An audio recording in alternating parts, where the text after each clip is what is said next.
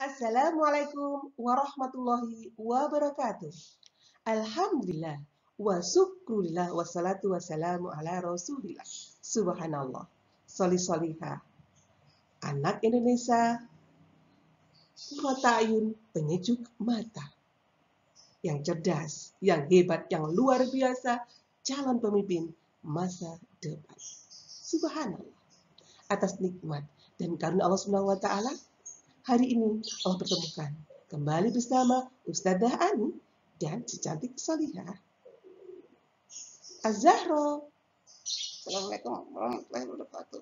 Ustazah Ani, Ustazah Ani, alhamdulillah aku bisa belajar bersama Ustazah Ani lagi.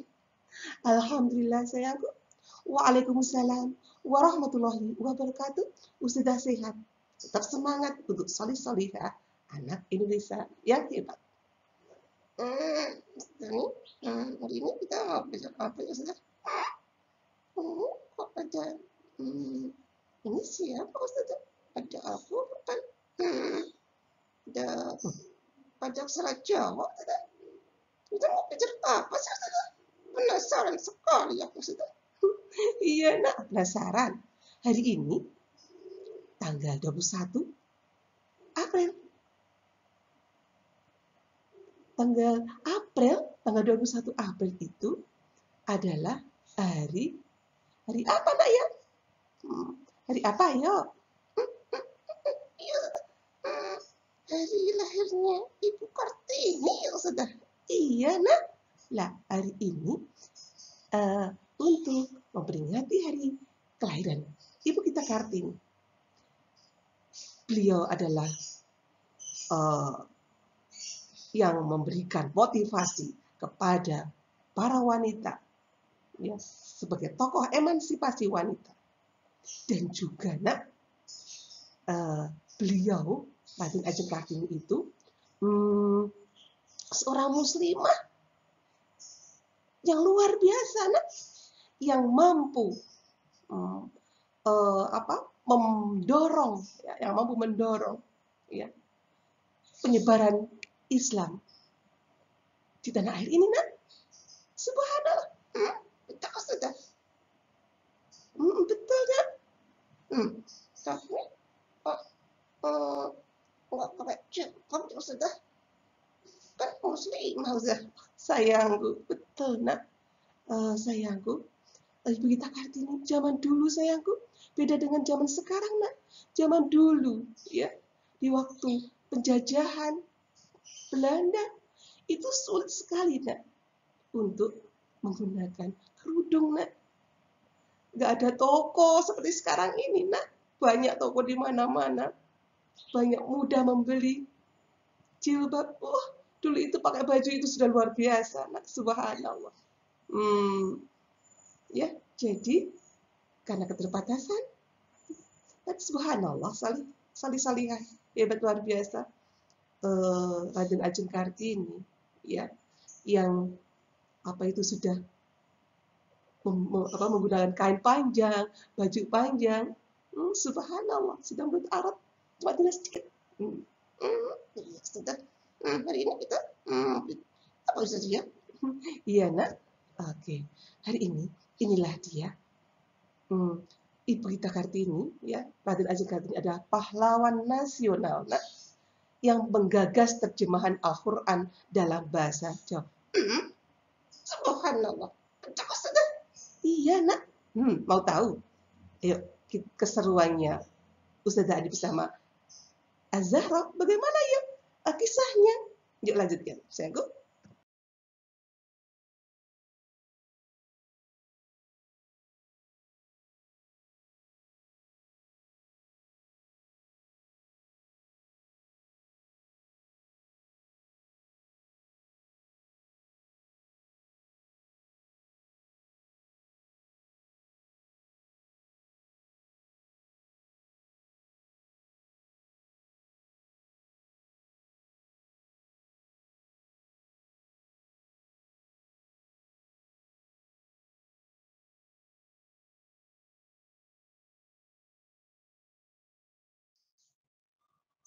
Ustazah, biografi Raden Ajeng Kartini. Apa ya Ustazah maksudnya biografi itu Ustazah? Aku kok belum ngerti tahu Ustazah. Oh iya sayangku, biografi ya itu adalah riwayat hidup ya Raden Ajeng Kartini. Ya, karena kita sekarang belajar sejarahnya Raden Ajeng Kartini, riwayat hidupnya Raden Ajeng Kartini, identitasnya. Oh gitu ya Ustazah ya. Oke, lanjutkan sayangku ya. Sorry ya. Raden Ajeng Kartini itu lahir di Jepara tanggal 21 April 1879. Nah, bapak beliau itu adalah seorang bupati Jepara. Namanya Raden Mas Adipati Aryo Sostro Diningrat. Ini bapak beliau. Jadi nak, Ibu Kartini ini adalah keturunan bangsawan, nak. Ya, nah, ibunya adalah M.A. Nasirah. Inilah keluarganya. Ini Kartini kecil. Subhanallah. Nah, salihah. Raden Ajeng Kartini itu hidupnya itu ada pada masa penjajahan Belanda sayangku. Bagaimana bangsa kita dijajah oleh Belanda. Begitu rakyat ya sangat setiap hari dalam kondisi ketakutan, was-was ya. Karena hidupnya nggak merdeka sayangku. Ya, subhanallah sayangku. Inilah kita lanjutkan ya biografinya. Sayangku, Ibu kita Kartini itu alhamdulillah karena Ibu kita Kartini adalah seorang bangsawan, maka bisa bersekolah ya, nak sayangku, ya dengan orang-orang Belanda. Kalau orang biasa, rakyat biasa nggak bisa nak ya bersekolah sayangku. Nah, apalagi perempuan nak sayangku. Saat itu perempuan itu nggak bisa bersekolah. Yang bisa bersekolah laki-laki itu pun terbatas, nak. Ya, terbatas. Ya. Jadi alhamdulillah Raden Ajeng Kartini itu bisa bersekolah, ya, karena yang luar biasa, ya, bisa bersekolah. Ya. Nah, sayangku, Raden Ajeng Kartini adalah seorang anak yang cerdas, ya, yang berpikir kritis, nah, dan dia itu selalu ingin tahu, ya, ingin tahunya luar biasa, nah. Di usianya yang sangat usia sekitar 13 tahun, nah, pada saat itu pernah ya saking kritisnya ya, dia itu pengen sekali membuat sekolah di rumahnya ya, memberi ingin mengajar ya, memberi pelajaran ya untuk anak-anak perempuan, karena anak-anak perempuan desa warga itu nggak ada yang bisa sekolah, nah, maka dia itu selalu berpikir ya. Dan bahkan dia juga pernah ya nak sayangku pada usianya 13 tahun dia itu berpikir tentang apa nak? Berpikir tentang agamanya sayangku. Bahkan sayangku salihah dia itu sempat mogok gak mau belajar Al-Quran. Kita lanjutkan ya keseruannya. Saja. Iya nak, betul. Kita lanjutkan dulu ya. Salihah di usianya yang ke-24 tahun ya, Raden Ajeng Kartini itu nikah ya nak ya, nikah dengan Bupati Rembang yaitu Raden Adipati Joyo Diningrat ya. Nah sayangku, alhamdulillah sayangku, setelah menikah nak ya, Bupati Rembang itu mengizinkan ya Ibu kita Kartini itu membuka sekolah di rumahnya, nak, yaitu mengajari ya kaum wanita, ayo datang ke rumahku, diajari menulis, membaca, diajari menyulam, diajari menjahit, diajari apa sayangku, membatik. Subhanallah. Raden Ajeng Kartini mengajari para wanita, ya. Agar apa sayangku? Karena selama ini, ya, anak perempuan, ya, orang perempuan itu sangat terbelakang sayangku. Nggak boleh sekolah, harus di rumah saja. Nggak tahu apa-apa. Karena hanya di rumah saja. Jadi perempuan saat itu nggak tahu apa-apa. Taunya cuma masak, bersih-bersih rumah, itu aja. Keterampilan apapun nggak ngerti karena nggak pernah belajar. Maka bagaimana Raden Ajeng Kartini itu mengajak para wanita untuk ayo diajari. Agar apa? Agar sama derajatnya dengan perempuan, dengan laki-laki. Nah, perempuan harus hebat, harus cerdas. Ya, nggak hanya kaum laki-laki aja yang bisa belajar, tapi kalau wanita harus juga belajar, juga bisa mengembangkan bakatnya. Oke, sayangku. Lah, sayangku, pada usia 25 tahun, ya, innalillahi wa inna ilaihi raji'un, Raden Ajeng Kartini meninggal dunia. Ini meninggal dunia itu 4 hari sayangku setelah melahirkan putranya. Tapi subhanallah sayangku, dari biografi ini sayangku, Raden Ajeng Kartini itu memiliki untuk tempat curhatnya, dia itu selalu menulis sebuah surat, selalu menulis surat kepada sahabatnya. Karena sahabatnya banyak orang Belanda, ya orang Belanda. Oke, bagaimana keseruannya? Ya Ustaz, itu tadi Ustaz, kalau tadi apa? Ajak tadi sempat itu nggak mau belajar Al-Quran. Itu gimana? Katanya mau Muslim Ustaz. Iya, nak. Iya. Kita lanjutkan ya. Ustaz, kok tahu sudah inspirasi dan cita-cita Raden Ajeng Kartini itu dari mana Ustaz? Kan usianya 25 tahun itu kan sudah meninggal ya Ustaz, masih muda. Kok tahu dari mana ya Ustaz ya? Iya nak, salih-salihah, hebat, yang luar biasa. Kita tahu inspirasi dan cita-cita Raden Ajeng Kartini itu yaitu dari buku beliau, yaitu berjudul Habis Gelap Terbitlah Terang. Duis Ternis Tutlit. Ya. Kita harus membuat sejarah.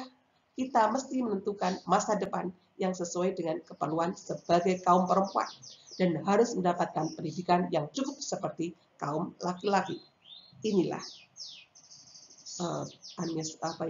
cita-citanya Raden Ajeng Kartini. Nah, buku-buku ini, ya, buku ini sayangku, ini kumpulan dari surat-surat Raden Ajeng Kartini, ya, pada para sahabatnya. Sebagai tempat apa? Tempat curhat dia, tempat berdiskusi dia tentang semua hal. Nah, subhanallah. Nah, salih-salihah hebat, yang luar biasa. Bahwa ingat, sudah mengingatkan sayangku bahwa salihah Raden Ajeng adalah seorang muslimah yang luar biasa, yang hebat. Nah, buku Habis Gelap Terbitlah Terang ini, ya, ini terinspirasi dari apa? Dari penggalan surat, minat dulumati ilan nur,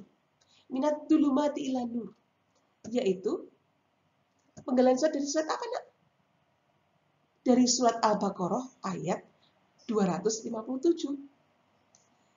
Dia mengeluarkan mereka dari kegelapan kepada cahaya. Kegelapan di sini adalah kekafiran dan cahaya adalah keimanan.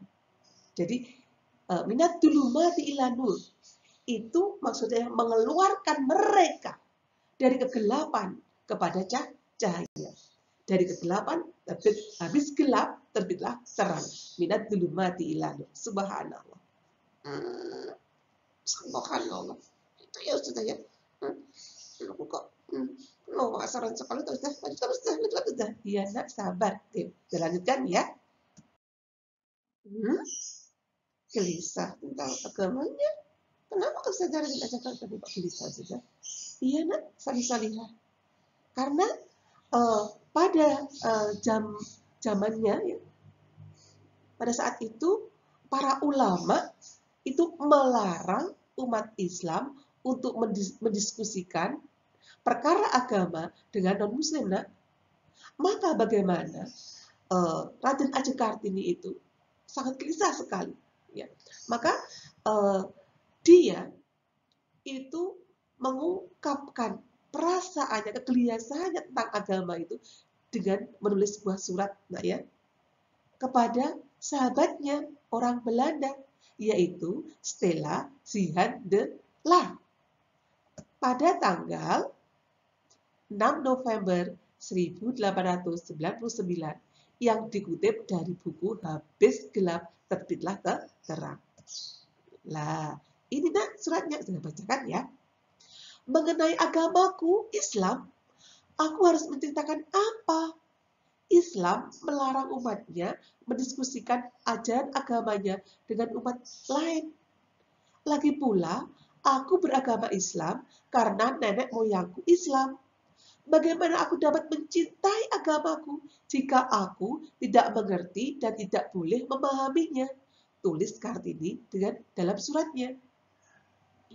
Al-Quran terlalu suci, tidak boleh diterjemahkan ke dalam bahasa apapun agar bisa dipahami setiap muslim.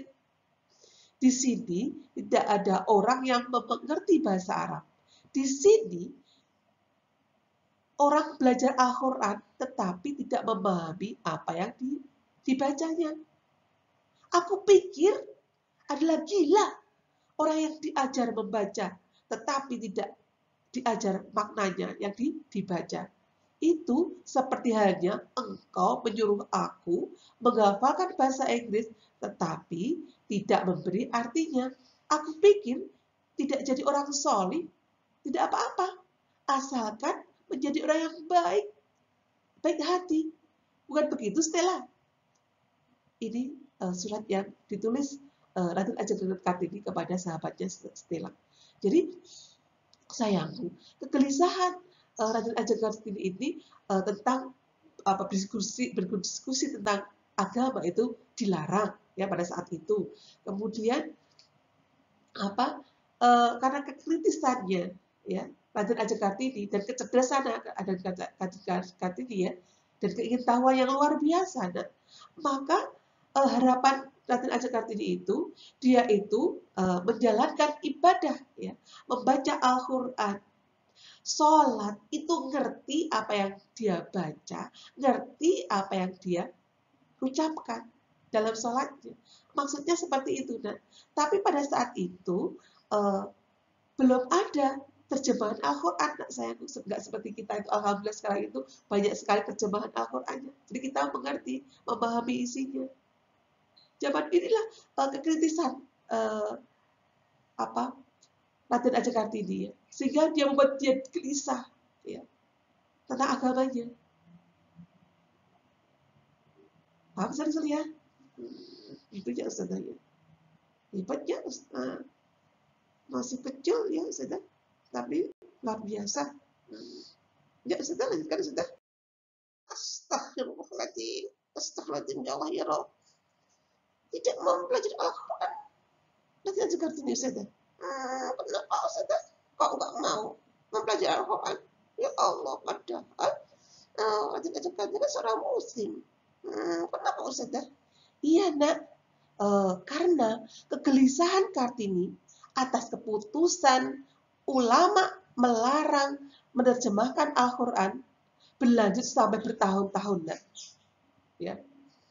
Maka karena gejolak jiwanya Raden Ajeng Kartini yang memberontak ya nak, maka dia itu menulis surat nak kepada istri kepada istri, ya, pendidikan agama dan industri Hindia Belanda, yaitu Nyonya Abedanan. Pada tanggal 15 Agustus 1902 dalam buku Habis Gelap Terbitlah Terang. Ini yang ditulis kepada Nyonya Abedanan. Dan waktu itu, aku tidak mau lagi melakukan hal-hal yang tidak tahu apa yang perlu dan manfaatnya. Aku tidak mau lagi membaca Al-Quran, belajar menghafal perumpamaan-perumpamaan dengan bahasa asing yang tidak aku mengerti artinya. Tulis di dia. Jangan-jangan guruku pun tidak mengerti artinya. Katakanlah kepada aku apa artinya. Nanti aku akan mempelajari apa saja. Aku berdosa. Kitab ini terlalu suci sehingga kami tidak boleh mengerti apa artinya. Tulis Kartini kepada Nyonya Abedanan. Nah, inilah puncaknya, ya. Raden Ajeng Kartini, ya. Itu dia membaca Al-Quran tapi nggak ngerti maknanya. Dia itu selalu sholat dengan bahasa Arab, ya nak, ya, tapi nggak ngerti artinya karena nggak boleh pada pemerintahan saat itu. Ulama nggak boleh, gitulah saya itu. Sehingga kegelisahan yang luar biasa, ya, sampai seperti ini, nak. Karena Raden Ajeng Kartini ada orang yang subhanallah, nak, ya, muslimah luar biasa, muslimah sejati, maka dia itu pengen totalitas, ya, pengen agama yang dia, agama Islam yang dianutnya itu harus benar-benar dengan lisan dan hatinya itu ada dalam jiwanya, ya, subhanallah. Terus lanjutnya gimana saja? Nggak mau belajar saja terus. Yuk, lanjutnya gimana, ya? Subhanallah, terkagum Tuhan suatu Al-Fatihah ya Ustazah. Tidak suka bu. Mana Ustazah ceritanya, ya? Oh iya, nak sayangku. Subhanallah. Kegelisahan Raden Ajeng Kartini itu terjawab saat dia itu bertemu dengan seorang ulama dari Sedarat, nak, Semarang, Jawa Tengah. Ulama itu adalah Kiai Soleh Sedarat. Kisahnya begini, sayangku. Nah, pada saat Bupati Demak Pangeran Aryo Hadiningrat Paman Kartini itu mengadakan pengajian di rumahnya, nak sayangku. Lah, di situ Kiai Soleh Sedarat sedang memberikan pengajian tentang tafsir surat Al-Fatihah, sayangku. Nah, subhanallah. Jadi, nak, begitu Raden Ajeng Kartini mendengar, ya, tentang tafsir surat Al-Fatihah ini, subhanallah. Nah, ini seperti yang dipaparkan pertemuan Kartini dan sang ulama, dituturkan cucu Kiai Soleh, yaitu Fadilah Soleh. Fadilah memaparkan hal ini lewat tulisan dalam berbentuk selebaran yang terdapat di makam Kiai Soleh di Semarang. Seperti ini tulisannya, nak, ya. Kartini memang tak pernah tahu apa arti dan makna dari surat Al-Fatihah. Meski dia sering membacanya, Kartini benar-benar terpukau dan tersedot perhatiannya, ujar Fadilah dalam tulisannya. Subhanallah, ya. Begitu terkagum dengan surat Al-Fatihah karena baru tahu apa makna, apa arti dari surat Al-Fatihah. Subhanallah, sayangku. Subhanallah. Dialog dengan Kiai Sadar, Subhanallah, sekolah gimana ceritanya? Iya, nak. Begitu pengajian usai, Kartini segera menemui pamannya. Ia mengungkapkan keinginannya untuk bertemu dengan Kiai Soleh untuk berguru. Keinginannya yang menggebu-gebu ingin menjadi muridnya Kiai Soleh Darat, ya. Maka pamannya merasa iba, terenyuh, ya. maka segera pamannya itu mempertemukan Kartini dengan Kiai Soleh Darat. Ini sayangku dialognya. Ini Kartini ya. Kiai, perkenankan saya bertanya, bagaimana hukumnya apabila seorang berilmu namun menyembunyikan ilmunya? Tutur Kartini membuka dialog dengan Kiai Soleh Darat. Kemudian Kiai Soleh Darat malah balik bertanya, mengapa Raden Ajeng mempertanyakan hal ini? Kenapa bertanya demikian? Maka Raden Ajeng Kartini menjawab, Kiai, selama hidupku baru kali ini saya berkesempatan memahami makna surat Al-Fatihah. Surat pertama dan induk Al-Quran. Isinya begitu indah, menggetarkan sanubariku. Jawab lagi oleh Kartini. Namun, saya heran, mengapa selama ini para ulama melarang keras menerjemahkan dan menafsirkan Al-Quran ke dalam bahasa Jawa? Bukankah Al-Quran adalah bimbingan hidup, bahagia, dan sejahtera bagi manusia? Ucap Kartini. Kiai Soleh Darat terdiam. Betul-betul merasa kagum dengan kedatangan Kartini. Kemudian berkata, Subhanallah, luar biasa. Salihah cantik Kartini. Masya Allah. Nah, inilah dialog. Bagaimana Raden Ajeng Kartini protes kepada Kiai Sedarat. Dan bagaimana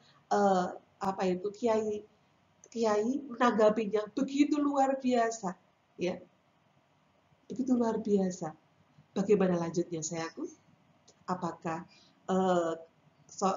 apakah Raden Ajeng Kartini bisa berguru dengan Kiai Soleh Darat? Yuk kita lanjutkan.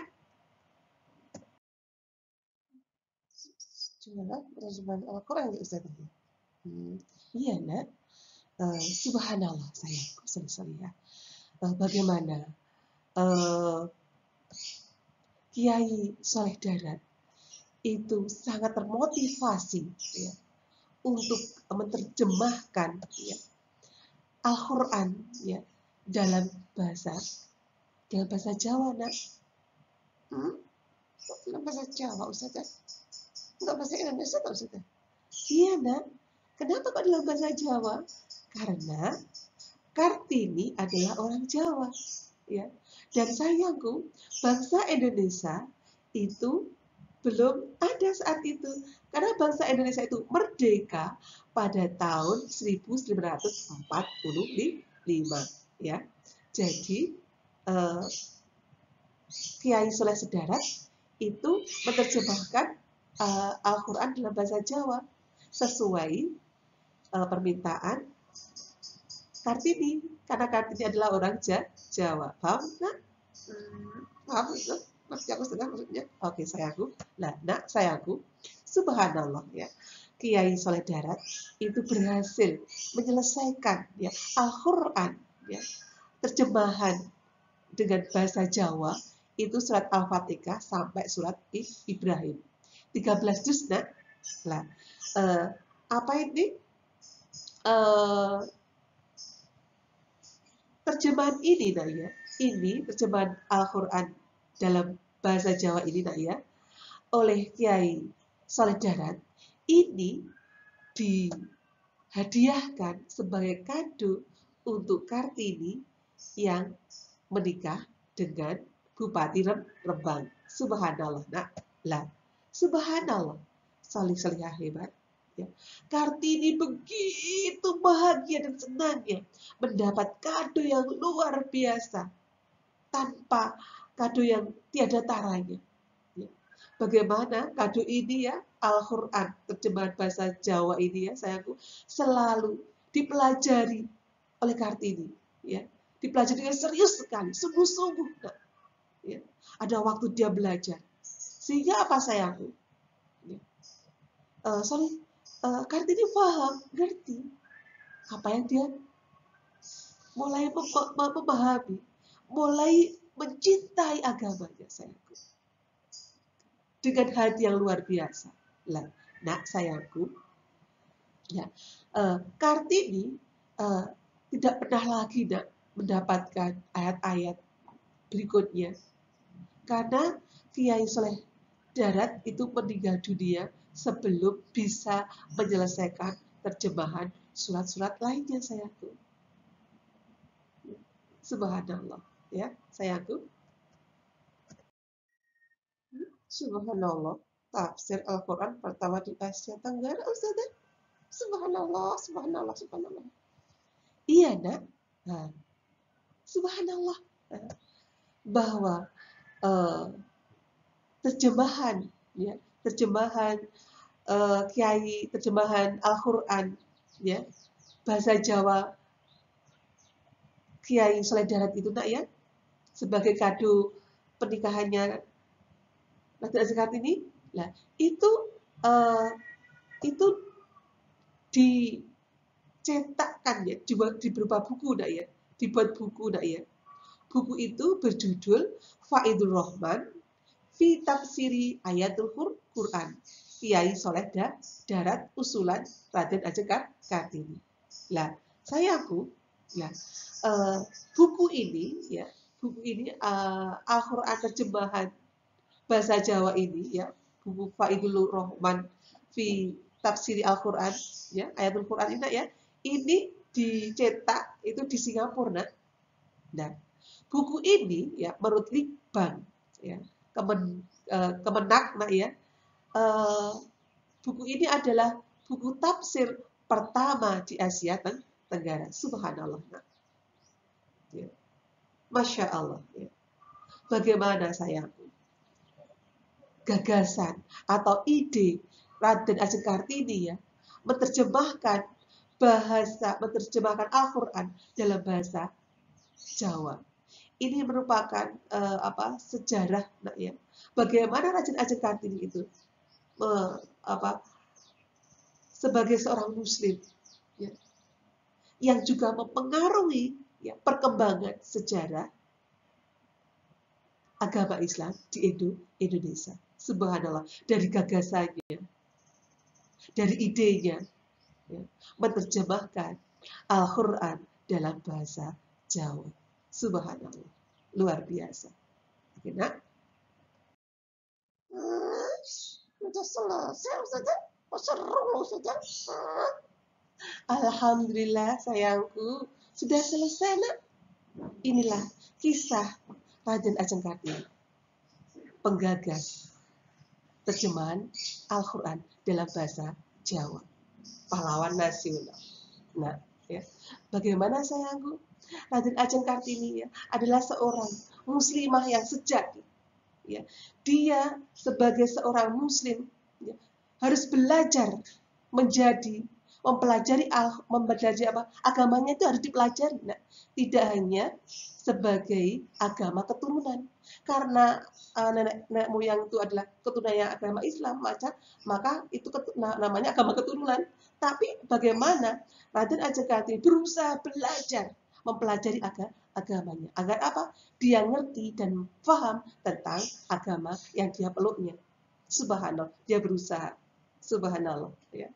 Raden Ajeng Kartini, ya, seorang pahlawan, penggerak, ya, emansipasi wanita. Bagaimana, ya, gagasan dan idenya memperjuangkan harkat derajat, ya, wanita, ya, agar apa? Setara pendidikannya dengan kaum laki-laki. Tidak ditindas, ya, tidak hanya di dalam rumah saja, tidak hanya dia juga diberi kesempatan mengembangkan talentnya atau bakatnya, berusaha mengembangkan kecerdasannya, kepintarannya, bakatnya, ya. Subhanallah, ya.